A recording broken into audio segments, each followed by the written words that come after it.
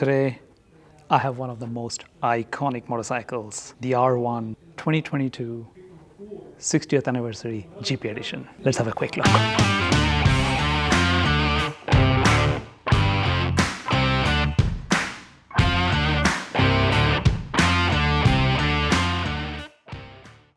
I have been riding the Yamaha R1 for the longest period of time. I owned my first R1 way back in 2006. That R1 was fast and I found it to be really reliable. Nothing has changed over the years.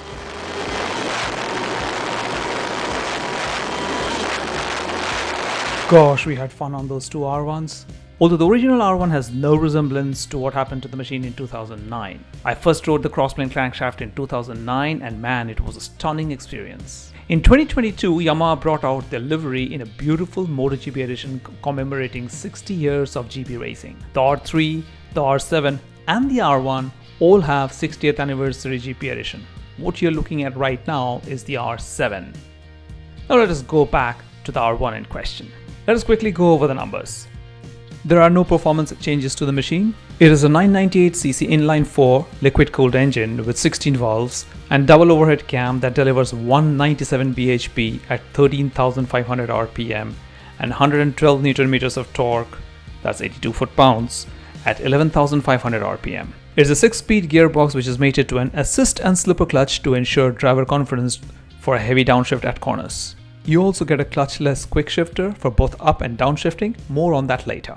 A good launch can give you a 0 to 100 in 2.8 seconds and you get a stock engine top speed of 300 km an hour or 186 miles an hour, which is at par with most superbikes. The R1 weighs in at 203 kilos wet or 448 pounds. That is one of the lightest superbikes in this price category. The tank capacity is at 17 liters or 4.5 US gallons, giving you a range of 280 kilometers or 175 miles before running dry. What is important to note is that it is an aluminum fuel tank, further reducing top weight by 1.5 kilos. That's like 3 pounds and some. There were a host of changes in the engine and suspension and chassis geometry that were incorporated between 2015 and 2020. Making the R1 one of the most technologically advanced bikes out there.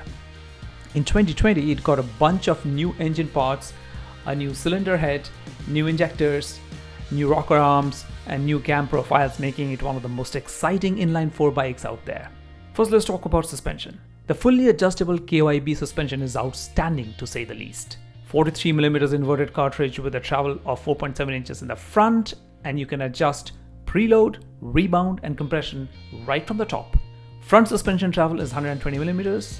Rear shock is the linkage type, also KYB, also fully adjustable, preload, compression and rebound, giving great feedback to the rider. Rear suspension travel is 120mm. What is awesome about this bike are the electronics. Yamaha chip control ride-by-wire throttle system which works with a throttle position sensor, which means no cables. Chip controlled variable intake system that broadens the torque spectrum by lengthening the intake according to the RPM.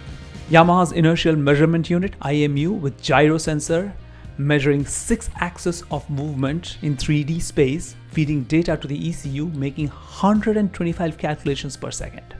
Engine braking management system that allows the rider to customize engine braking according to the track characteristics, offering 3 different levels. Power delivery modes controlling the throttle valves that lets the rider adjust engine power according to the circumstances. Lean angle sensitive traction control which increases intervention with increasing leaning and has 9 levels of control and you can switch it off.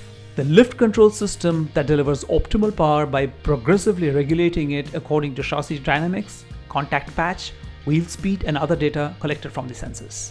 Yamaha launch control that limits the revs at 10,000 rpm even at full throttle to give optimal takeoff speed, also 3 levels to give you more control.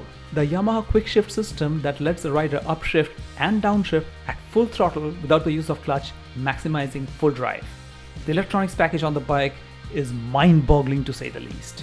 The handling of the R1 is quite simply phenomenal, thanks to the slim aluminum deltabox frame developed over 20 years of research and racing, and magnesium subframe designed to give an overall compact design and refined geometry for the racetrack. And combined with the amazing suspension, the bike inspires confidence in riders while going around corners. Braking is done by 320mm front discs with 4-piston calipers and 220mm discs at the rear. ABS is standard.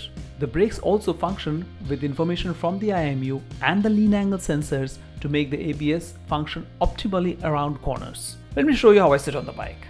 I'm 165 cm tall or 5 feet 6 inches. The seat height is at 860mm or 33.7 inches. I do not reach the ground on both sides, but this is a race spec bike and it's not designed to be flat-footed. It's supposed to be fleet-footed in fact, which it is. I dare say that the R1 is not as ergonomic as the one that I used to own. The older generation with which I toured half of North India over 50,000 kilometers or 30,000 miles. Even though this feels really light and super compact, I would think twice before doing 700 kilometers or 450 miles in a day.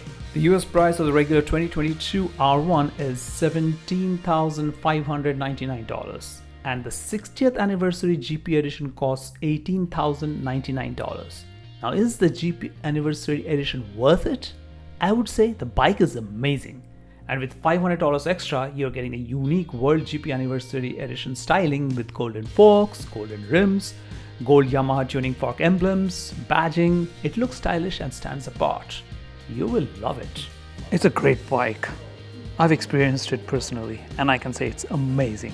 But does this bike stand up to the Panigales of the world? Does it really? What do you think? Do leave your comments in the comment section down below and I'll be replying to you. And I'll be seeing you in the next one. Until then, ride safe.